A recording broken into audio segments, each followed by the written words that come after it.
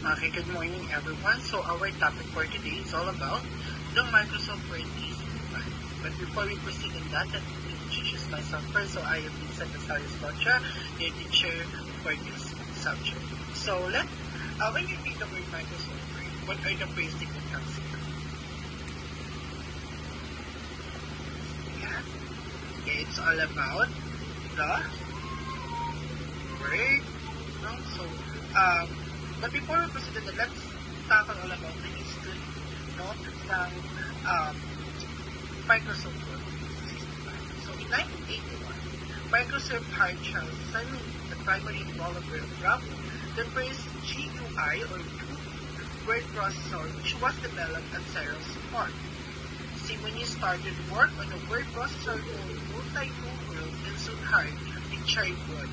So a former Cyrus who become the primary software engineer. So that is the history of Microsoft Word 365.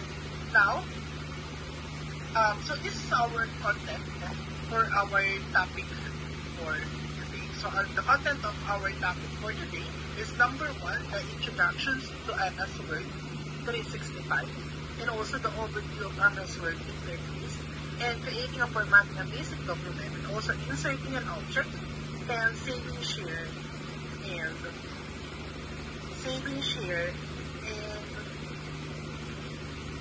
what did you call earlier? Print page. No? And also lastly, we have a conclusion and review for this. So our learning objectives, so our target goal for this session is number 1, understand the layout and main features of Microsoft Word 365. And also number 2, utilize advanced features such as styles, headers, footers, and inserting an image. And also save, share, and print documents. So that is our goal or target for this session. No? So class, before we proceed on that, I would like to introduce first the Microsoft Word. No? So the Microsoft Word starts by explaining the importance of Microsoft Word in the professional and academic Word. And also, number 2 bullet, we have mentioned the Microsoft Word 365 is a cloud-based version of Word which offers all the features of the traditional desktop version with the added benefit of cloud storage and collaborative tools. And the lastly, in the next, we have MS Word 365 is part of the Microsoft Office 365 suite. And the fourth one, it offers online collaboration and real-time editing others. And 5, it automatically saves documents in the cloud while preventing data loss. So MS Word 365 can be accessed from any device in the internet and connection.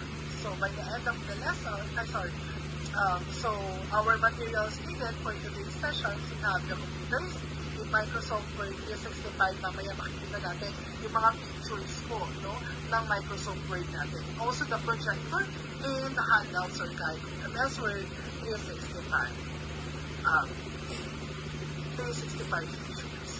Next, after the introduction, so our next is all about the overview of MS Word interface. So number 1, we have to familiarize students with the MS Word interface. So maganda na napapamiliarize yung mga student natin with this kind of innovations. And also, Open MS World and guide students through the main components of the interface, including number 1, we have keyboard, the toolbar at the top with the various tabs, home, insert, and design. Makikita natin, sa Word 2016, may mababasa tayo doon once we click ang home, makikita natin doon yung pag-insert ng mga design, pag-insert ng mga boxes, pag-insert ng mga different kinds of shape, pag-insert ng pictures, doon natin siya makikita. And also, in the document area, where you type in your document, the document area, makikita mo, yung lahat ng nasa mong files ay nandun lang pala dun sa document area. At mas maganda na kapag tayo ay magpa-file, kapag tayo ay mag-save ng mga document or file natin, mas maganda, hiwa-hiwalay na siya. Para at least madali natin makita ang bawat hinahanap natin for the development. No? And also, quick access toolbar contains shortcuts, continuous feature like save, unknown, and regenerate. No? Ayan. So, class and also the status bar display documents